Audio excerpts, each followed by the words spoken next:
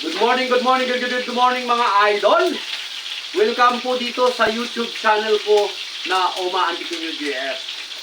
Kung magustuhan niyo yung ating video mga idol, huwag niyo pong kalimutang i-share ito, mag-like at mag-comment, no? So, na-miss natin mga idol yung isa't isa sa atin dito, no? At marami po tayong tips na ibinibahagi dito sa ating kapwa magpa-farming, no? So, shoutout sa ating lahat mga idol. Yan.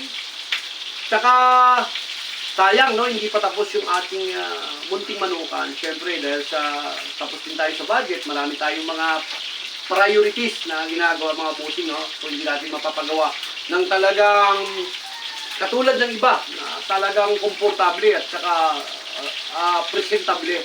So, tayo magtsatsaga tayo sa tagpi-tagpi o anuman ang meron tayo. No? Meron tayong sanang bisita mga idol na dayo seri, no? Katulad niyan, yung mga taga-Bacolod sana, no? Is mag-ipagsapalaran sana sila sa Manila Arena at mag-standby sana sila dito sa ating manukan. Ngunit syempre, nag-aalangan ako, gawa nga ng hindi pa totally ayos yung ating gradas, no? Dito sa ating gradas, kahit na ordinaryo lang sana, basta safe, no? Walang tulo, makakapagpahinga na maayos yung mga tao, wala lang pong problema. Yan yung mga taga-Bacolod, dyan sana sila makipagsapalaran sa Manila Arena naman. Ngayon, meron din sana tayong mga kaibigan na darating galing Isabela naman, mga bossing, no? Na maglalaro naman sana dito sa may New Imus Cockpit naman Arena, no? Kaso lang, syempre, gaya ng sinabi ko, hindi pa tayo prepare sa ganyang sitwasyon mga bossing.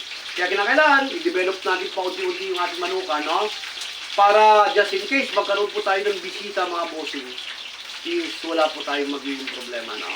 But this time, breeding season, kailangan yung mga personal na linyada po natin is maayos na natin mga idol, no? Kasi yung personal na linyada natin, hinahanap po ng mga tao, ng mga kaibigan natin, bakit daw wala akong naipoproduce, no? So this time, mag-focus muna tayo dyan mga bossing para at least by the next year, may pakita na tayo na this is my own personal na linyada, no mga idol? Kasi yun yung na-miss natin ng mga tao, no? So kinakailangan kung saan maging satisfied at maging komportable o maging masaya yung ating mga kaibigan, siyempre susundin po natin yan mga bossing. Dayo serye tayo mga idol, iba't ibang lugar naman tayo dumadayo. Good luck sa bawat laro natin, manalo, matalo, enjoy lang ang ating passion.